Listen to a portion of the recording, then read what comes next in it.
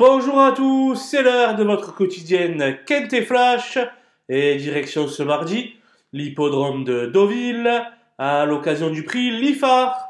C'est une liste de race réservée à des chevaux âgés de 3 ans et plus. Ils seront 14 sur les rangs et vont évoluer sur la piste en sable fibré où ils vont s'affronter sur le parcours des 1900 mètres.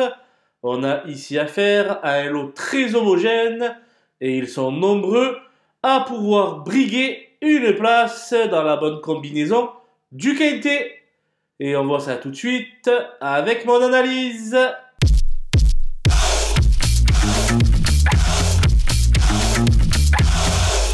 Les bases avec le 2 Monty qui retrouve un parcours sur lequel il s'était imposé en fin d'année 2020. Certes, cela commence à faire loin, mais c'est un sujet habitué aux joutes de haut niveau et Olivier Pellier en tire la quintessence. Il fait office de bon point d'appui. Le 6, Monsieur de Poursognac, a peu couru cette année, mais souvent à bon escient. Il n'a plus été revu en piste depuis son succès estival à Clairefontaine, mais performe souvent après un break.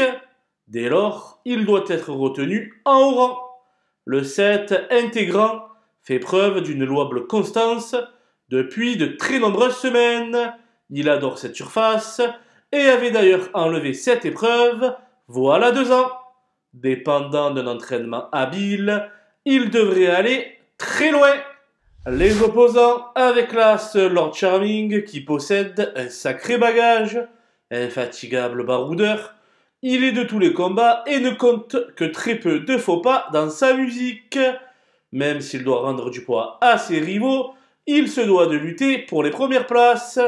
Le 3 Down Entello est confirmé sur ce parcours et a tiré un excellent numéro de corde. 2 raisons pour lesquelles il me semble capable de jouer les toutes premières places. Le 13 Babala a laissé ses nombreux supporters sur leur faim récemment à Saint-Cloud, cédant dans les derniers mètres de course. André Fabre a dû intensifier ses travaux matinaux pour effacer ce faux pas. Elle mérite d'être reprise en confiance. Le 12, Mercourt, est encore tout neuf et a eu de plus hautes ambitions dans un passé récent. Certes, il affronte une opposition de grande qualité, mais je me dis qu'avec un bon parcours, il a les moyens de causer la surprise. Mon coup de poker sera le numéro 9, Claymore, un concurrent venu d'outre-Manche, dont les sorties cette année sont assez décevantes eu égard au potentiel qu'il avait affiché auparavant. Ce sera avant tout une affaire d'impression concernant sa candidature.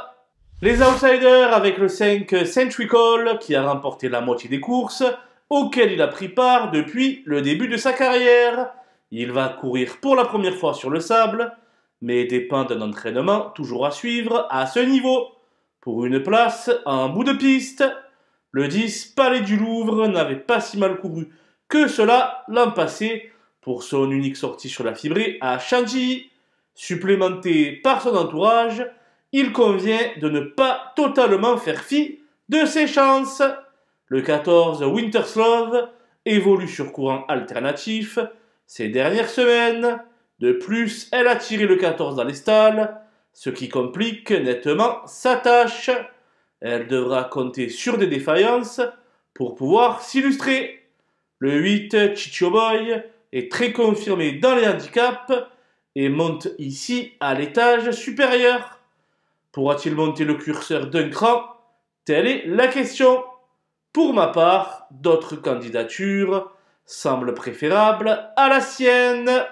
Les délaissés avec le 11 Zalakin qui va aborder pour la première fois une distance aussi longue et dont les références à ce niveau sont nulles. J'ai donc pris le parti de l'éliminer. Enfin le 4, Only the Brave, ne sera pas dans les meilleures conditions, lui qui est un grand spécialiste des pistes profondes. Même s'il donne toujours le meilleur de lui-même sur la piste, sa marge face à de tels rivaux reste inexistante. Voilà, nous avons passé en revue les 14 partants de ce prix Liffard. Je vous quitte avec ma sélection et mes conseils de jeu. Bon jeu à tous!